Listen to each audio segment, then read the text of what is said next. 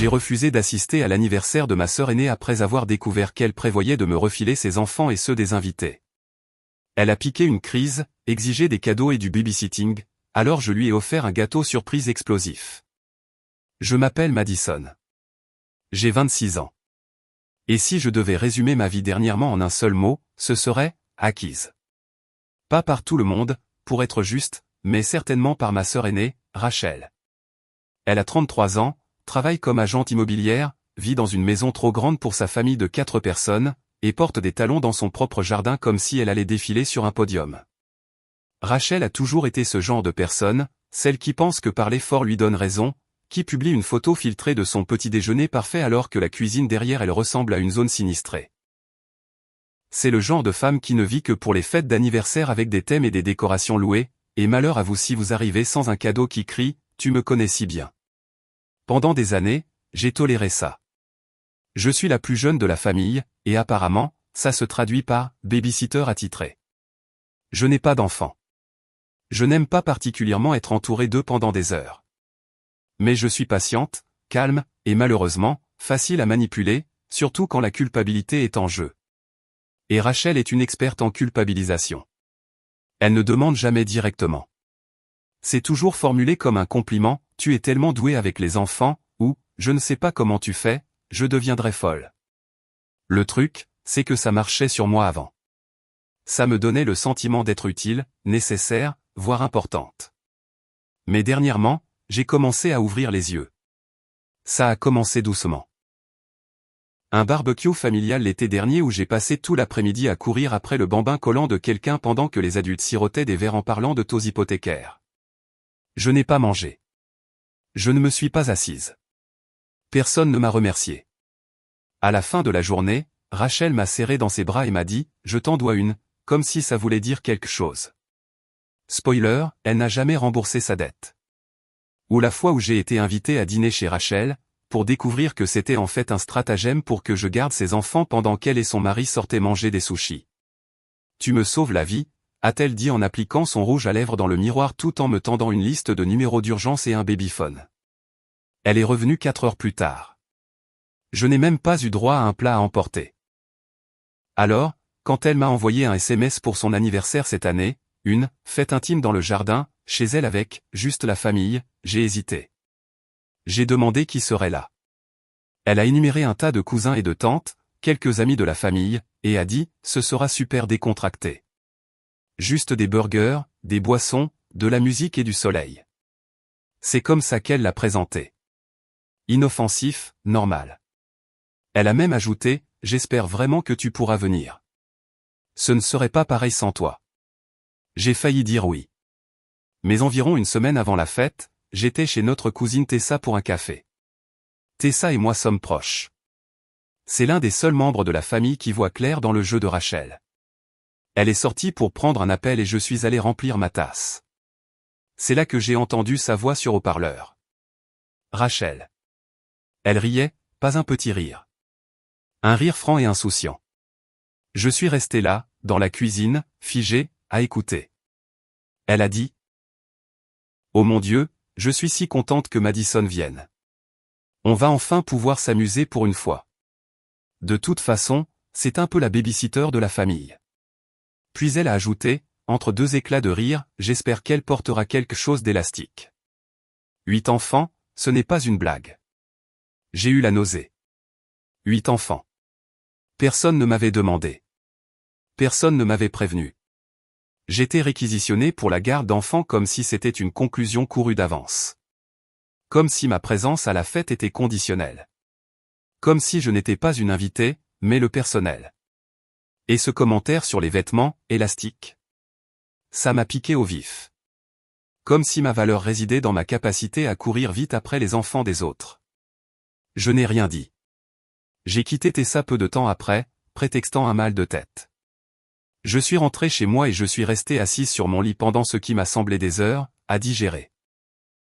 Toutes ces années, j'avais mis le comportement de Rachel sur le compte de l'insouciance, d'un manque de conscience. Mais maintenant, c'était clair. Ce n'était pas qu'elle ne savait pas qu'elle m'utilisait. Elle le savait, et elle en était fière. Elle en riait avec d'autres personnes. J'ai décidé de la confronter, pas agressivement, juste pour tâter le terrain.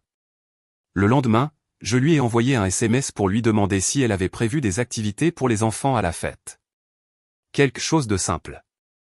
Sa réponse, Ben, je pensais que tu t'en occuperais. Tu es si doué avec les enfants étincelle je t'aime, avec un emoji brillant et un je t'aime à la fin, comme si je n'allais pas remarquer la manipulation prise en sandwich dans des absurdités sucrées. Alors j'ai résisté. Je lui ai dit que je n'étais pas à l'aise à l'idée de surveiller une bande d'enfants à une fête où j'étais censé être une invitée. Je l'ai dit fermement mais poliment. Son ton a changé du tout au tout. Elle a dit, « Waouh, tu as oublié tout ce que j'ai fait pour toi, ce qui est drôle, vu qu'elle n'a fait qu'emprunter mon temps, mon énergie et ma patience pendant des années. » Je lui ai dit que je ne viendrais pas. Elle a explosé. Pas juste un SMS passif-agressif. Je veux dire, plusieurs SMS, des paragraphes entiers, m'accusant de gâcher l'ambiance, d'être égoïste, de faire en sorte que son anniversaire tourne autour de moi. Elle a dit que j'aurais pu juste aider un peu, et que je punissais ses enfants pour ses décisions. Puis elle a eu le culot de dire « Envoie au moins un cadeau généreux puisque tu laisses tomber la famille. » Au début, j'allais ignorer, la bloquer pendant une semaine et la laisser mariner dans son propre sentiment de supériorité. Mais ensuite, je me suis dit « Non. Pas cette fois. » Cette fois, elle allait avoir exactement ce qu'elle avait demandé. Un cadeau généreux. Un qui lui apprendrait quelque chose. Quelque chose qu'elle n'oublierait jamais. Alors j'ai envoyé un cadeau. Une surprise explosive. J'ai envoyé un gâteau. Pas n'importe quel gâteau, cependant. Ce n'était pas un gâteau industriel acheté à la dernière minute. Non, j'ai mis le paquet sur le plan théâtral. Ma meilleure amie, Monica, travaille dans une pâtisserie spécialisée connue pour ses gâteaux personnalisés originaux, le genre qui devient viral pour les révélations de genre, les demandes en mariage surprise ou, dans ce cas, l'art de la vengeance. Elle et moi avons veillé tard, complotant et riant beaucoup trop fort en concevant ce que nous avons surnommé la « reine de la bombe à paillettes ». De l'extérieur, il était impeccable. Chic, élégant. Un gâteau à étage, haut, enveloppé d'un fondant blanc lisse avec une délicate bordure dorée à la base et une couronne de rose en sucre sur le dessus. Sur le devant, en fières lettres cursives roses, on pouvait lire « Reine Rachel ». Mais à l'intérieur, il était piégé. Spécifiquement avec un mécanisme à air comprimé inoffensif et de qualité alimentaire, caché sous la couche supérieure. Monica et son équipe avaient construit une petite chambre scellée au centre du gâteau, remplie de paillettes comestibles et de crème fouettée rose. Au moment où un couteau appliquerait suffisamment de pression sur la colonne centrale. Boum. Explosion instantanée. Rien de dangereux, bien sûr, juste spectaculaire. Je l'ai programmé pour une livraison la veille de la fête de Rachel. J'ai écrit une carte mielleuse pour l'accompagner, la remerciant d'être toujours la reine de la famille et de m'avoir tant appris sur le fait de faire passer les autres en premier. C'était le genre de poésie passive-agressive que je savais qu'elle ne remarquerait pas. Elle allait gober ça comme un compliment. Au sens figuré et, comme il s'est avéré, au sens propre. Je ne suis pas allé à la fête. Je n'en avais pas besoin. Le vrai spectacle allait commencer au moment du dessert. D'après ce que Tessa m'a dit, tout se déroulait selon le scénario habituel de Rachel. Les décorations étaient extravagantes. La machine à margarita tournait à plein régime.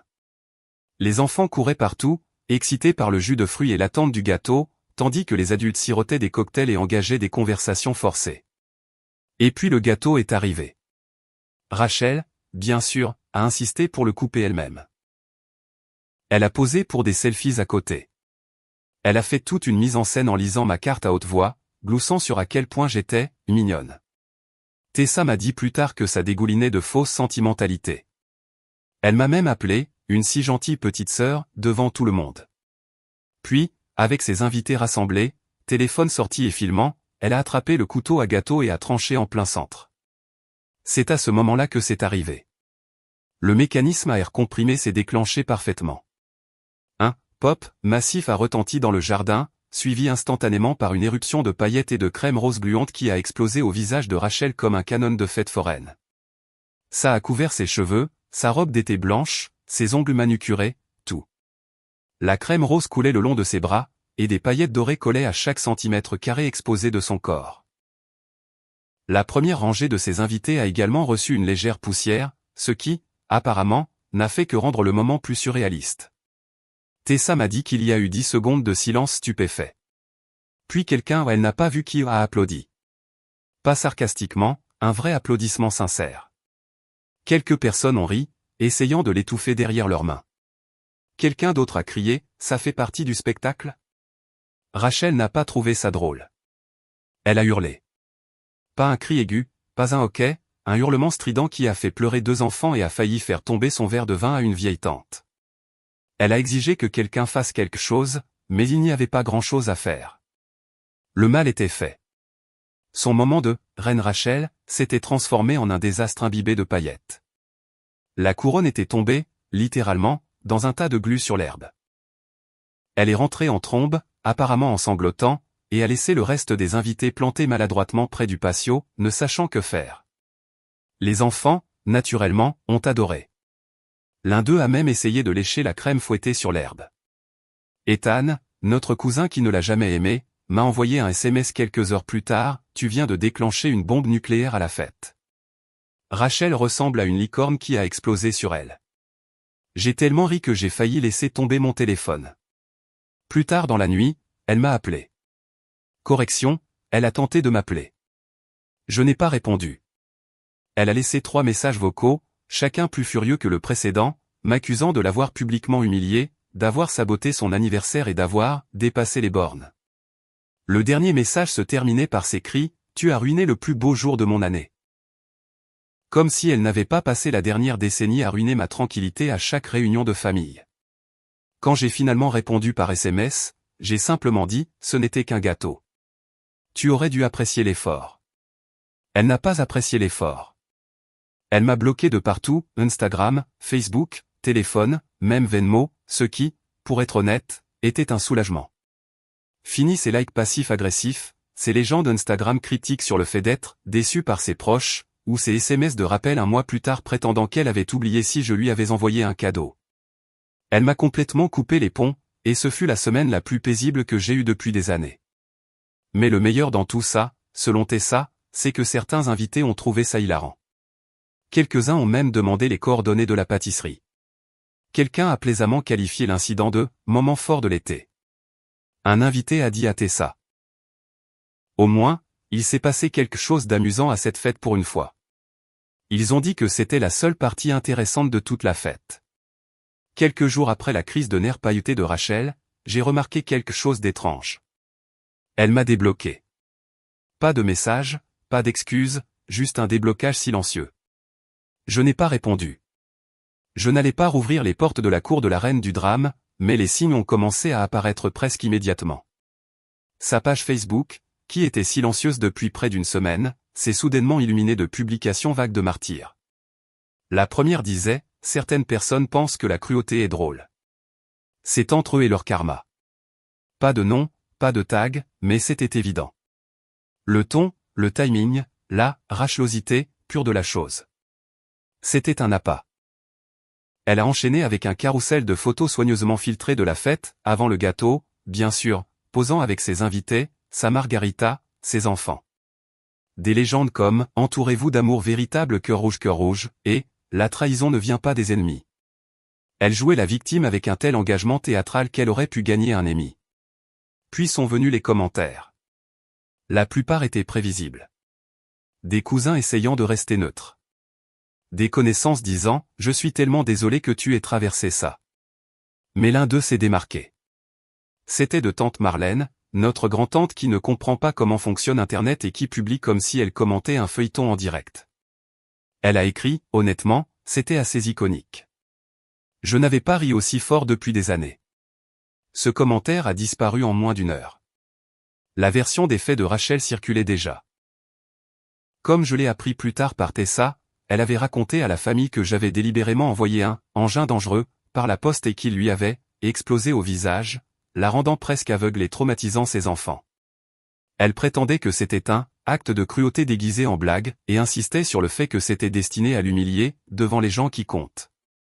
Les gens qui comptaient, apparemment, ne m'incluaient pas. Elle se peignait en reine blessée, la cible impuissante de sa méchante et jalouse petite sœur. Et ça marchait, en quelque sorte. Quelques parents m'ont envoyé des messages pour me demander ce qui s'était vraiment passé. Ma mère, en mode panique totale, m'a appelé. Sa voix était tendue et inquiète, me demandant si j'avais entendu ce qui s'était passé à la fête, comme si je n'étais pas celle qui tenait l'allumette près de la mèche. J'ai tout expliqué. Je lui ai dit que c'était un gâteau fantaisie d'une pâtisserie agréée, conçu spécifiquement pour des farces comestibles inoffensives.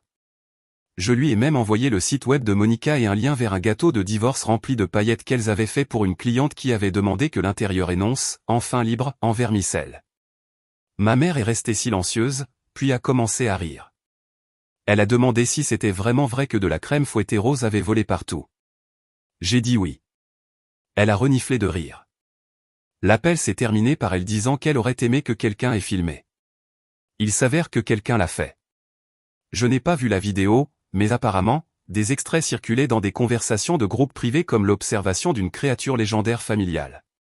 Le moment de la bombe à paillettes, la pose stupéfaite, le cri, les conséquences scintillantes, c'était devenu une légende.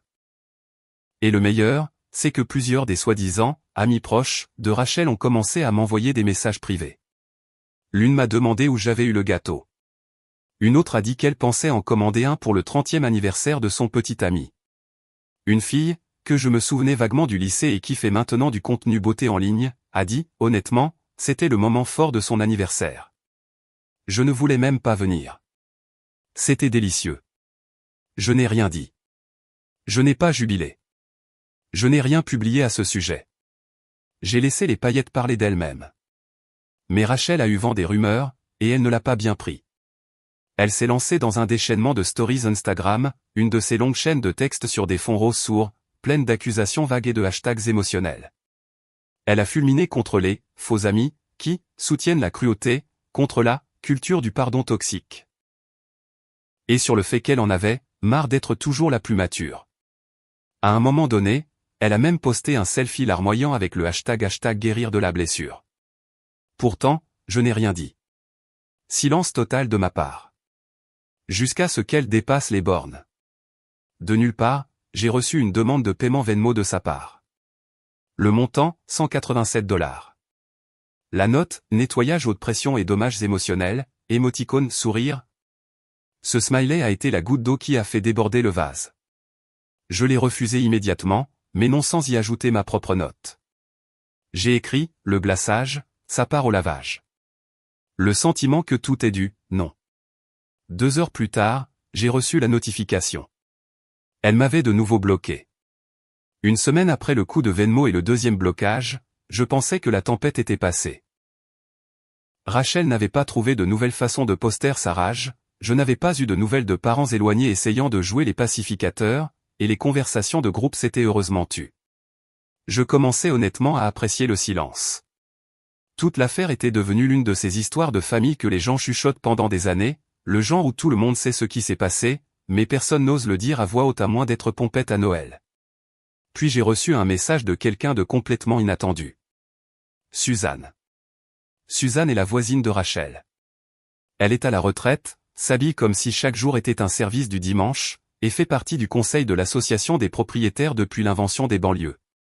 C'est le genre de femme qui possède un presse-papier et n'a pas peur de l'utiliser. Je la connaissais à peine en dehors des histoires que Rachel racontait. Selon Rachel, Suzanne était fouineuse, coincée et avait une vendetta contre l'amusement. Selon la réalité, Suzanne pourrait bien être ma nouvelle personne préférée. Son message était professionnel et poliment formulé, mais le sous-texte était clair, elle était amusée. Elle a dit qu'elle voulait clarifier une affaire concernant un événement récent à la résidence de votre sœur. Apparemment, Rachel avait déposé une plainte formelle auprès de l'association des propriétaires, affirmant que j'avais vandalisé sa fête d'anniversaire et endommagé la propriété commune. Oui, vous avez bien lu. Elle ne s'est pas contentée d'être en colère. Elle a essayé de faire monter les choses en puissance légalement avec l'association. Son rapport affirmait que les paillettes de l'explosion du gâteau avaient voyagé avec les rafales de vent jusqu'au jardin voisin. Le jardin de Suzanne et avait créé un danger visuel et une préoccupation environnementale. Elle prétendait que cela attirait les oiseaux et les insectes et avait altéré de façon permanente l'ambiance de son espace extérieur. Elle a qualifié cela d'« acte de sabotage délibéré déguisé en cadeau. Elle a même joint des photos floues de la fête, comme si elle constituait un dossier pour les experts, banlieue. Suzanne a enquêté. Elle a examiné les enregistrements de la caméra de sécurité de son propre Porsche et n'a vu, de manière choquante, aucun nuage de paillettes envahissantes pleuvoir sur sa pelouse. Pas de horde d'abeilles avides de paillettes, pas de catastrophe écologique suburbaine. Mais ce qu'elle a trouvé, ce sont les propres publications de Rachel sur les réseaux sociaux avant la fête, y compris une légende qui disait « Attendez-vous à une explosion », littéralement, MDR clin d'œil, à côté d'une photo du gâteau immaculé posé sur une table pliante. Donc, non seulement Rachel a menti à l'association, mais elle a publiquement documenté sa propre connaissance de la surprise. Elle ne le savait pas seulement, elle l'anticipait. Elle en a plaisanté. Elle l'a publiée. Elle a oublié de supprimer celle-là. Suzanne, qui à ce stade avait clairement compris la situation, a tout transmis au conseil, et le conseil n'a pas apprécié d'être manipulé. Rachel s'est pris un avertissement formel de l'association pour fausse déclaration, mauvaise gestion d'événements et violation de bruit excessif. Apparemment, la fête avait duré trop tard, et des voisins avaient déjà déposé une plainte pour bruit la nuit de l'événement. Sa tentative d'instrumentaliser les politiques de quartier s'est complètement retournée contre elle. Je n'ai pas eu besoin de lever le petit doigt. Rachel s'est sabotée toute seule avec son propre Wi-Fi. Ça ne s'est pas arrêté là. Apparemment, les manigances de Rachel avec l'association l'ont rendue un peu célèbre localement. Suzanne a transmis les captures d'écran et le journal des plaintes à l'équipe du bulletin d'information de la communauté du conseil. Pas de manière malveillante, mais dans le cadre d'une « initiative de transparence des politiques ». Et oui, ils ont vraiment titré la section « L'étiquette de l'organisation d'événements, ce qu'il ne faut pas faire ». Disons simplement que ce n'était pas flatteur. Tessa m'a dit que Rachel avait perdu la tête quand le bulletin est arrivé par la poste. Elle a traversé la rue et a martelé la porte de Suzanne, exigeant une rétractation et menaçant d'une action en justice pour diffamation. Suzanne lui aurait dit, cool comme un concombre, que le conseil de l'association est propriétaire du bulletin et que Rachel a signé l'accord d'adhésion en emménageant. Rachel a fini par retourner chez elle, le visage rouge, en criant sur son mari sur la pelouse, encore couverte des restes de l'art à la craie de l'année dernière. Et en parlant du mari de Rachel, Tyler, jusqu'à présent, il était resté totalement silencieux. C'est l'un de ces maris qui existent en arrière-plan des événements familiaux comme un fantôme en chaussures bateau. Calme, poli, oubliable. Nous n'avions jamais été proches, et il semblait toujours flotter à travers le chaos de Rachel comme quelqu'un qui essaie de ne pas s'impliquer. J'ai donc été surprise quand il m'a appelé. Il n'a pas crié. Il n'a pas accusé. Il avait l'air fatigué. Vraiment fatigué. Il m'a demandé si je pouvais, juste m'excuser pour maintenir la paix, pour arranger les choses. Il avait l'air d'un homme suppliant un cessez-le-feu. Je l'ai laissé parler 1 minute, puis je lui ai posé une question. Serait-il d'accord avec quelqu'un qui s'attendrait à ce qu'il travaille gratuitement tout en le dénigrant dans son dos? Il n'a pas répondu tout de suite. Puis il a soupiré et a dit, honnêtement, non. Je lui ai dit que c'était Rachel qui avait dépassé les bornes, pas moi. Il n'a pas argumenté. Il ne l'a pas défendu. Il a juste dit qu'il comprenait, et l'appel s'est terminé tranquillement. Je n'ai pas eu de ses nouvelles depuis. Mais selon Tessa, qui reste l'espionne non officielle de la famille, il dort dans la chambre d'amis. Le silence entre nous reste épais, mais il n'est plus hostile. Il est vide. Rachel n'a pas pris contact, ne s'est pas excusée, ne m'a même pas reconnu directement. Mais elle n'a pas à le faire. Tout son orbite sociale a changé de manière subtile et irréversible, et tout le monde le voit. Ce qui a commencé comme un gâteau fantaisie est devenu l'allumette qui a allumé une mèche attendue depuis longtemps. Les retombées n'ont pas été dramatiques. Pas du genre dispute hurlante ou famille divisée pour toujours. C'était plus calme que ça. Plus calme et bien plus permanent. La dynamique familiale a changé. D'aussi loin que je me souvienne, Rachel avait une force gravitationnelle autour d'elle. Non pas parce qu'elle l'avait mérité, mais parce qu'elle l'exigeait. La voix la plus forte de la pièce. La reine de l'anniversaire, l'hôtesse autoproclamée des vacances, le juge et le jury des choix de tout le monde. Elle inventait des histoires, tordait les situations pour s'adapter à son récit et se mettait en vedette, même si cela signifiait piétiner la dignité de quelqu'un d'autre pour y parvenir. La plupart de la famille suivait par habitude. Certains par peur, d'autres ne s'en souciaient tout simplement pas assez pour résister. Mais l'incident du gâteau, le chaos pailleté rose et la crise de nerfs exagérée de Rachel ont secoué quelque chose. Les gens ont commencé à parler. Pas des commérages malveillants, juste de l'honnêteté.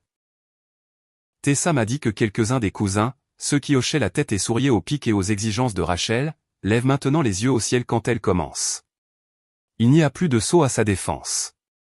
Plus d'accord automatique.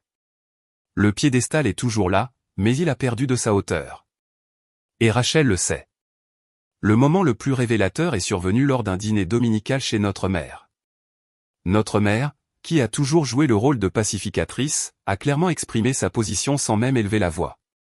Quand Rachel s'est plainte que les gens n'appréciaient pas ce qu'elle apporte à la famille, maman s'est arrêtée au milieu de son mélange de salade et a dit « Rachel, si tu t'attends à ce que tout le monde te fasse une parade, ne sois pas surprise si les confettis te reviennent dessus. » La pièce est devenue silencieuse. Puis Tessa a ri. Puis tout le monde l'a fait. Rachel n'a pas dit grand-chose pour le reste du repas, mais c'était le tournant. Le moment où même elle a réalisé que les règles avaient changé. Le gâteau ne l'a pas ruiné. Soyons clairs. Rachel est trop têtue, trop obsédée par son image pour imploser complètement. Mais ça a fissuré le vernis. Le masque est tombé. Et sous les publications de fêtes brillantes et l'énergie de « reine du jour », les gens ont finalement vu ce qui avait toujours été là. Une personne qui s'attend à ce que le monde tourne autour d'elle et qui pique une crise quand ce n'est pas le cas. Elle a perdu quelques amis depuis. Des sorties silencieuses, pas de disputes dramatiques, juste des gens qui ont arrêté de répondre, arrêté de se montrer, arrêté de faire semblant. Les femmes de son groupe de gym ne la taguent plus dans les publications. L'ami, m'enpreneur, avec qui elle brinchait l'a complètement unfollowé. Une de ses anciennes collègues a même reposté un mème sur « l'énergie de victime chronique », le même jour où Rachel a posté un selfie au coucher du soleil avec la légende. Toujours en train de guérir de la trahison. Les commentaires en dessous étaient gênants. Certains ont maintenant disparu. Son Instagram est toujours actif, mais l'ambiance est différente. Les légendes sont plus courtes, plus calmes. Plus d'énergie de reine ou de détox de la négativité. Juste des photos filtrées de ses enfants, quelques fleurs, quelques citations inspirantes qui semblent tirées d'une application de méditation. Plus de récapitulatifs de fêtes vantards. Plus de pics pas si subtils aux personnes toxiques. Elle essaie de calmer le jeu, de reconstruire quelque chose, mais ce n'est pas la même chose. Et quant à moi, quelque chose a changé là aussi. La dernière fois que je l'ai vue, c'était encore chez maman. Elle était déjà là quand je suis arrivé. Pas de sortie dramatique, pas de sourire figé, juste un signe de tête silencieux quand nos regards se sont croisés. La pièce ne s'est pas tendue. Personne ne s'est préparé à des feux d'artifice. Elle m'a demandé si je voulais du thé glacé. Calmement. Juste comme ça. Elle a cessé d'essayer de m'enrôler pour le babysitting. A cessé avec la fausse flatterie et la manipulation. Il y a une nouvelle neutralité dans sa façon de me parler maintenant. Mesurée, polie, respectueuse. Ce n'est pas de la chaleur. Pas encore. Mais c'est quelque chose de mieux. Des limites. Et le plus fou, c'est que je n'ai pas eu à crier. Je n'ai pas eu à hurler, à confronter ou à supplier pour un changement. J'ai envoyé une bombe à paillettes à l'intérieur d'un gâteau, et elle a fait exploser plus que du glaçage rose. Elle a révélé le déséquilibre dans notre relation qui était là depuis le début. Et une fois que ce rideau a été tiré, on ne pouvait plus ne pas le voir.